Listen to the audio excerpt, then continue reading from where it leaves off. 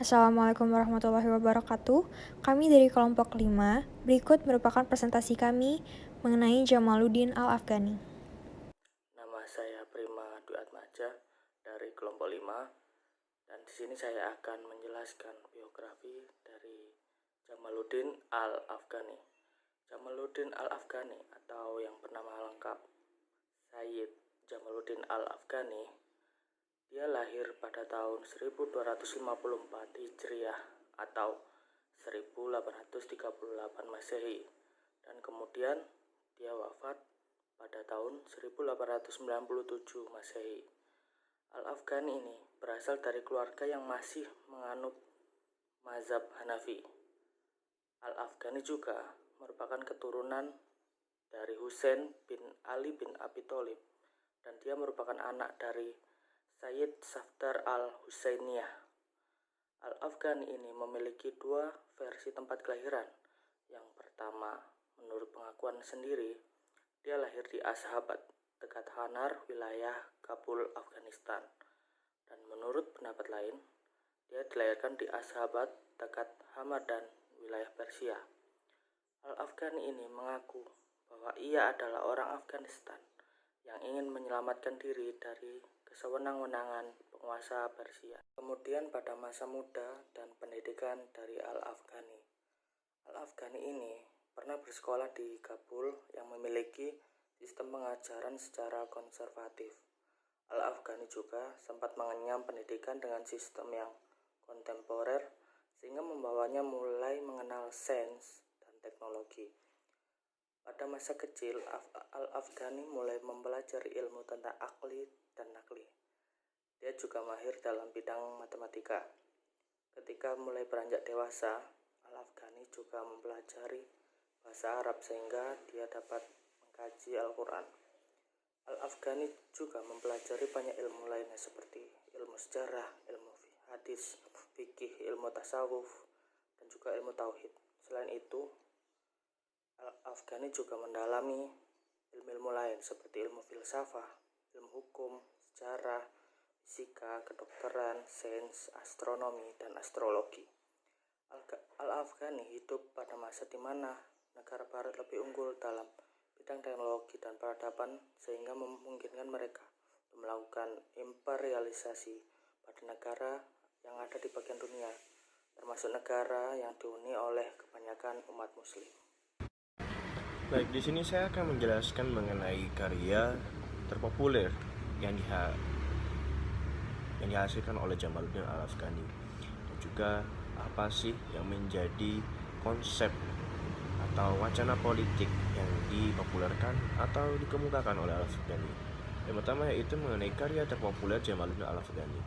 Nah, salah satu karya terbaik atau terpopuler yang paling dikenal oleh masyarakat luas dalam akademisi yaitu buku yang berjudul Hakikati Mahdabi Naijari Wabayani Halin Najarian. Nah, pertama kali buku ini terbitkan di Hyderabad, Deccan pada tahun 1881. Nah, karya ini dihasilkan oleh Afghani sebagai respon atau kritik terhadap dialektika materialisme ala Barat. Nah, singkatnya, bagi Al-Afghani, paham tersebut digunakan oleh Barat atau dihasilkan oleh Barat sebagai ajaran filsafat yang dapat merusak akidah umat Islam sehingga dapat menjauhkan umat Islam dari kepercayaan dan praktek agamanya. Menurut Al-Afghani, materialisme itu secara singkatnya adalah suatu ajaran atau aliran filsafat yang dikemukakan oleh Karl Marx pada saat itu. Materialisme ini dikemukakan oleh Karl Marx berdasarkan dengan filsafat atau dipengaruhi oleh filsafat Hegel. Karena waktu itu Karl Marx merupakan Hegelian muda. Nah, Hegel di sini dia menjelaskan, dia berpendapat bahwa dalam menjalankan suatu konsep pemerintahan secara singkat dan secara sederhana harus mengedepankan kebebasan terhadap individu dan juga harus memisahkan antara urusan agama dengan negara. Nah, menurut Karl Marx dalam materialisme, bahwa tidak ada entitas yang di luar materi, sehingga apa yang terlihat oleh panca indera kita adalah satu-satunya entitas yang dapat diakui. Jadi Karl Marx di sini dalam materialisme tidak mengakui adanya ide-ide, karena ide bagi Karl Marx itu adalah merupakan materi yang merupakan apa yang ada dalam diri manusia, merupakan sifat biologis manusia. Tidak ada adanya kesadaran supranatural yang mengatur atau menggerakkan proses sejarah umat manusia. Jadi di sini secara sederhana materialisme merupakan ajaran yang menurut Al-Afghani dapat merusak akidah-akidah Islam, karena di sini dia mengesampingkan ajaran agama dalam kegiatan sehari-hari masyarakat umat Islam pada saat itu.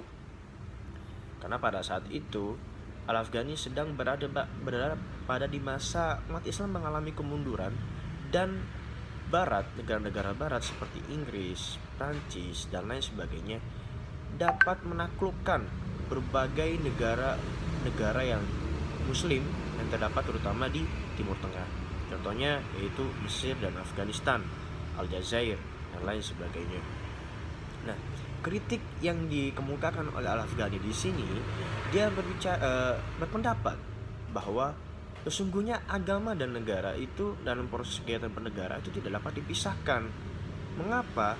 Karena dalam Islam menurut Al-Afghani segala hal sudah diatur, termasuk melalui termasuk interaksi sosial dengan konsep pemerintahan, dan juga termasuk konsep pemerintahan dalam bernegara. Nah, karyanya ini diterjemahkan ke dalam Arab oleh salah satu muridnya yaitu Muhammad Abduh dalam bukunya dengan judul Al-Rad ala Al-Dahriyin atau bantahan terhadap materialisme. Selanjutnya saya akan menjelaskan mengenai wacana politik atau pemikiran dari Al-Afghani. Seperti yang dijelaskan sebelumnya, bahwa Al-Afghani sedang hidup di masa di mana Barat itu mempunyai superioritas kekuasaan karena mereka maju secara teknologi, pengetahuan, dan lain sebagainya. Dan pada saat bersamaan umat Islam sedang mengalami kemunduran karena adanya penyalahgunaan kekuasaan yang digunakan oleh penguasa negara-negara Islam. Ada yang absolutisme, bahkan mereka tidak mau membuka musyawarah dan duduk bersama dengan masyarakatnya untuk menyelesaikan berbagai persoalan, sehingga pada level pengambilan keputusan satu-satunya pihak yang dapat memutuskan suatu kebijakan itu hanyalah penguasa.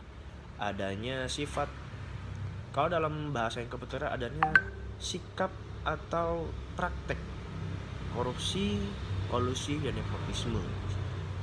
Jadi umat Islam ini terpengaruh oleh adanya paham-paham seperti tahayul, pemikiran-pemikiran tahayul, bid'ah, dan khufarat, sehingga Al-Afghani ini berusaha untuk memulihkan kembali ajaran Islam yang berdasarkan Al-Quran dan hadis.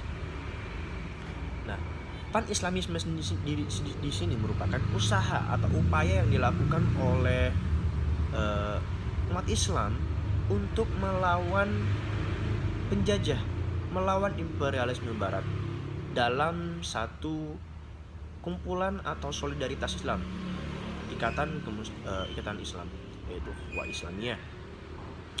Penyakit Mas Islam di sini tuh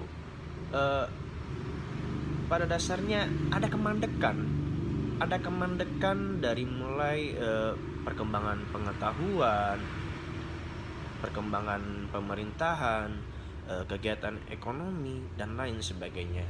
Nah, pada dasarnya wacana politik pan-Islamisme ini yang sebenarnya sudah ada sebelum ada Al-Afghani, tapi dikemukakan kembali Al-Afghani sebagai bentuk pembaharuan, karena pada saat itu wacana pan-Islamisme tidak berjalan dengan baik karena adanya konflik sektarian antara Sunni dan Syiah, sehingga mereka tidak dapat bersatu. Nah, di sini Al-Afghani kembali mengungkapkan wacana ini dengan beberapa konsep yang lebih baru. Untuk apa? Untuk bangkit melawan imperialisme Barat. Nah, jadi pada dasarnya semua konsep atau hasil pemikiran atau wacana politik dari Al-Afghani ini sebagai reaksi atau pemikiran reaktif dari adanya penjajahan atau imperialisme yang dilakukan oleh negara-negara barat. Karena negara-negara barat sudah menguasai semua lini kehidupan masyarakat umat Islam pada saat itu, mulai dari pengetahuan, kegiatan ekonomi, politik, pemerintah, dan lain sebagainya. Pemikiran dari Jamaluddin Al-Afghani yang kedua adalah teologi dan konsep negara. Pandangan teologi Al-Afghani lebih kepada usaha manusia mewujudkan dirinya menjadi manusia yang memiliki perilaku yang menekankan aspek spiritual. Dengan demikian, Al-Afghani menolak cara pandang materialisme dan naturalistik yang cenderung dibangun oleh Barat.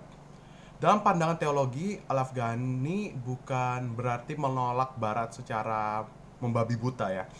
Namun setidaknya ada penyaringan yang ketat dalam hal akidah. Untuk konsep negara sendiri, menurut Jamaluddin Al-Afghani, sistem pemerintahan yang sesuai dengan kondisi umat muslim pada saat itu adalah pemerintahan konstitusional atau republik dan konsep kewarganegaraan yang aktif. Pemerintah republik merupakan sumber dari kebahagiaan dan kebanggaan. Mereka yang diatur oleh pemerintah republik sendirilah yang layak untuk disebut manusia. Karena suatu manusia yang sesungguhnya hanya diatur oleh hukum yang didasari oleh keadilan dan mengatur gerakan, tindakan, transaksi, dan hubungan dengan orang yang lain yang dapat mengangkat masyarakat ke puncak kebahagiaan. Yang ketiga adalah ekonomi. Saat itu ekspansi negara-negara Eropa ke negara Islam dan Asia saat sedang menjamur.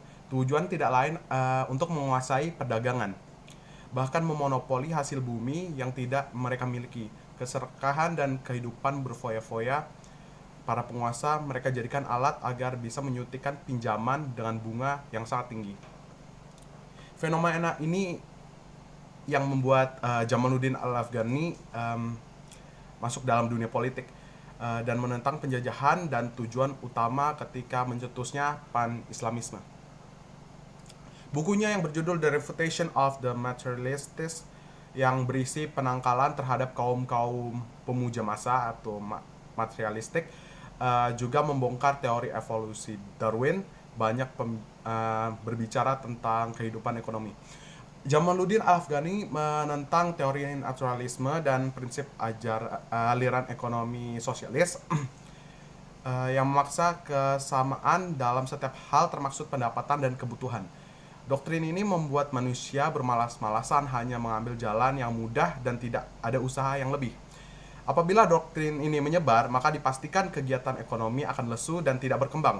Dalam buku ini juga Al-Afghani menentang kapitalisme yang berprinsip materialistik yang menempuh segala cara untuk mencapai keinginan tanpa memperhatikan kerugian orang lain. Sekian dari saya, selanjutnya akan dilanjutkan oleh teman saya. Terima kasih. Selanjutnya, saya akan menjelaskan mengenai studi kasus yang kami angkat, yaitu mengenai di Arab Spring, di mana Arab Spring ini sendiri merupakan sebuah serangkaian protes anti pemerintah dan juga pemberontakan bersenjata yang menyebar ke sebagian besar dunia Arab pada tahun 2010. Arab Spring ini juga dianggap sebagai gejolak gerakan perubahan sosial politik yang dilatar belakangi oleh kondisi sosial politik dan juga ekonomi yang berlangsung di negara-negara Arab jauh sebelum gejolak tersebut terjadi gitu. Nah, kejadian ini tuh dimulai sebagai tanggapan terhadap rezim yang menindas dan standar hidup yang rendah, yang mana dimulainya itu dari protes di Tunisia, di mana pada saat itu tepatnya pada 17 Desember tahun 2010 ada seorang pemuda Tunisia yang berumur 26 tahun bernama Muhammad Bouazizi yang melakukan protes terhadap kekejaman pemerintah lokal di bawah rezim otoriter Ben Ali dengan melakukan aksi bakar diri yang menarik perhatian tidak hanya negara Arab tetapi juga seluruh dunia. Kemudian setelah dari Tunisia, aksi protes kemudian menyebar ke 5 negara lainnya yaitu Libya, Mesir, Yaman, Suriah, dan juga Bahrain. Kemudian terjadi pemberontakan besar dan kekerasan sosial, termasuk kerusuhan dan juga perang saudara. Demonstrasi jalanan yang berkelanjutan juga terjadi di Maroko, Irak, Aljazair, Iranian, Khuzestan, Lebanon, Yordania, Kuwait, Oman, dan juga di Sudan. Protes kecil juga terjadi di Djibouti, Mauritania, Palestina, Arab Saudi, dan juga di Sahara Barat yang diduduki oleh Maroko. Kemudian, Arab Spring ini juga dianggap sebagai fenomena yang bisa dikatakan secara paksa membawa demokrasi ke dunia Arab yang selama berdekade sebelumnya itu pada umumnya menerapkan sistem autokrasi. Nah, kemudian juga perlu disadari bahwa demokrasi merupakan proses yang tidak sebentar, juga tidak akan pernah sepenuhnya selesai.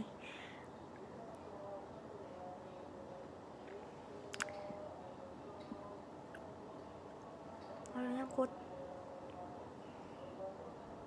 Terus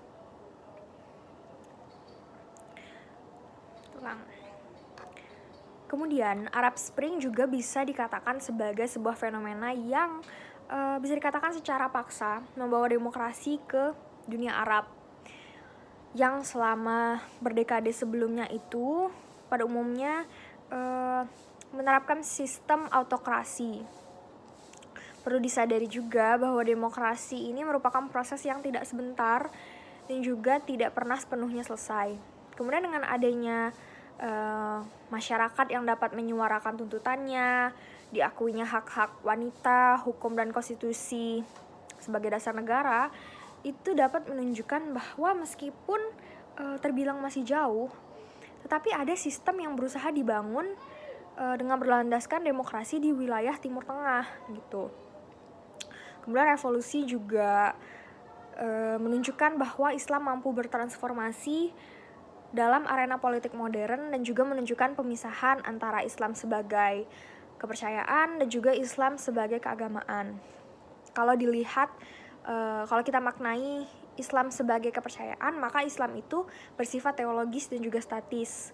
Namun kalau dimaknai dari sisi keagamaannya, menunjukkan dinamika ketika disandingkan dengan demokrasi yang selama ini kerap diantitesiskan terhadap Islam. Kemudian saya juga akan membahas mengenai faktor-faktor yang menjadi penyebab atau latar belakang terjadinya peristiwa Arab Spring ini. Yang pertama itu adalah rezim otoriter yang sudah berlangsung selama puluhan tahun di negara-negara di kawasan Timur Tengah. Kemudian ada tingginya tingkat kesenjangan sosial dan juga ekonomi di negara-negara Timur Tengah. Keinginan masyarakat Arab untuk memperbaiki sistem sosial politik, ekonomi, dan juga pemerintahan. Dan juga ada kemunduran dalam hal hak-hak politik dan kebebasan sipil di beberapa negara di kawasan Timur Tengah itu sendiri. Selain faktor-faktor yang mempengaruhi terjadinya peristiwa ini, juga ada beberapa dampak yang ditimbulkan akibat peristiwa ini. Yang pertama adalah timbulnya instabilitas harga minyak di dunia.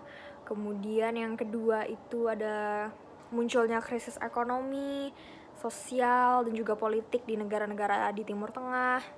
Terus menguatnya pengaruh politik Islam di Timur Tengah, serta juga adanya keinginan dari negara-negara Barat untuk menanamkan kepentingan politik di kawasan Timur Tengah.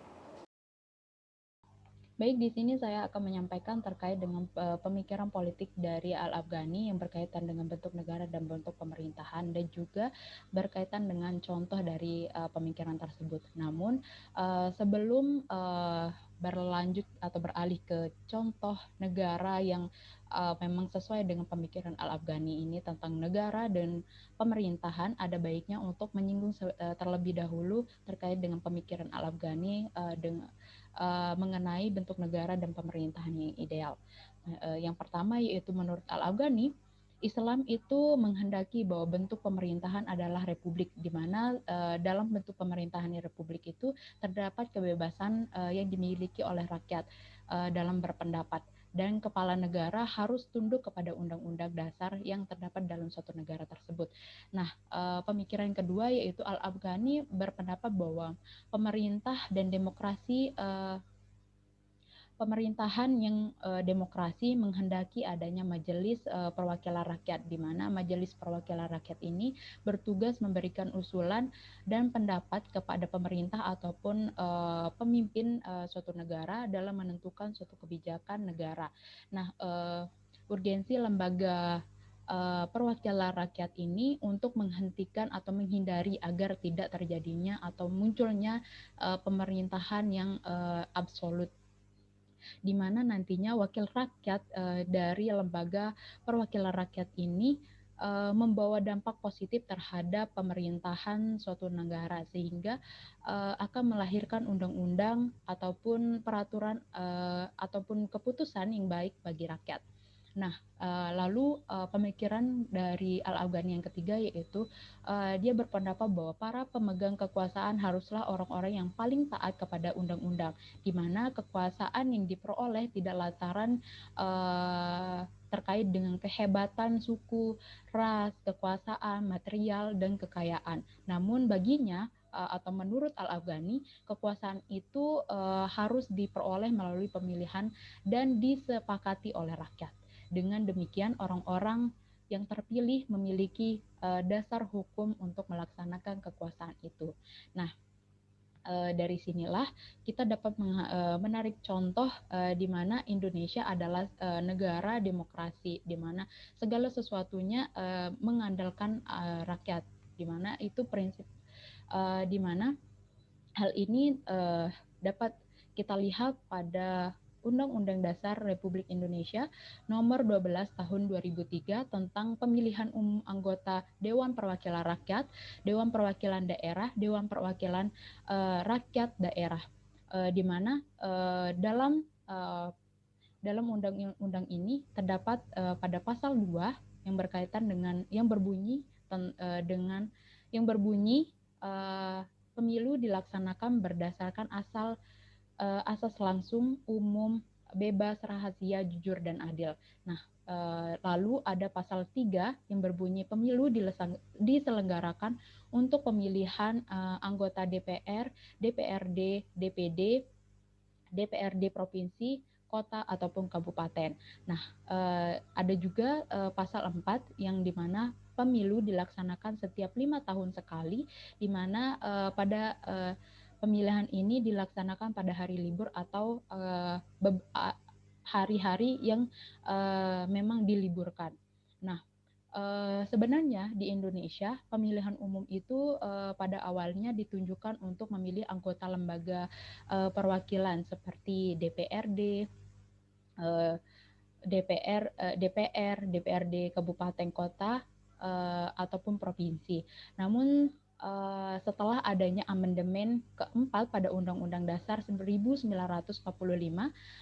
tahun 2002, presiden atau pemilihan wakil presiden dan presiden atau Pilpres yang semulanya dilakukan oleh MPR disepakati untuk dilakukan oleh rakyat dan dari rakyat, sehingga Pilpres pun dimasukkan ke dalam rangkaian pemilu.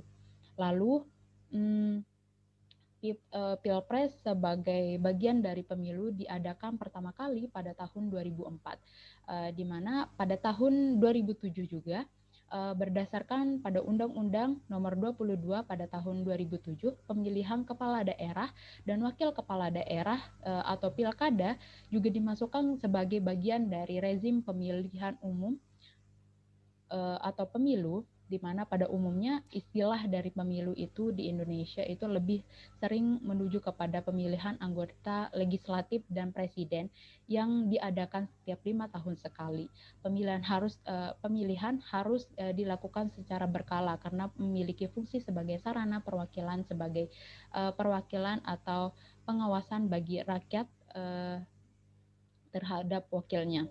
Nah, lalu bagaimana implementasi atau praktik demokrasi di Indonesia, di mana seperti yang kita tahu, dalam demokrasi di Indonesia itu dapat kita lihat di salah satu sila atau Pancasila dalam sila dari Pancasila, di mana berbunyi kerakyatan yang dipimpin oleh hikmat kebijaksanaan dalam musyawaratan perwakilan, di mana segala kegiatan yang berkaitan dengan pemilihan wakil rakyat ataupun pemerintah ataupun pemimpin negara itu Indonesia selalu melibatkan rakyat. Mungkin sekian presentasi dari kelompok kami. Kurang lebihnya mohon maaf. Wabillahi taufiq wal hidayah. Wassalamualaikum warahmatullahi wabarakatuh.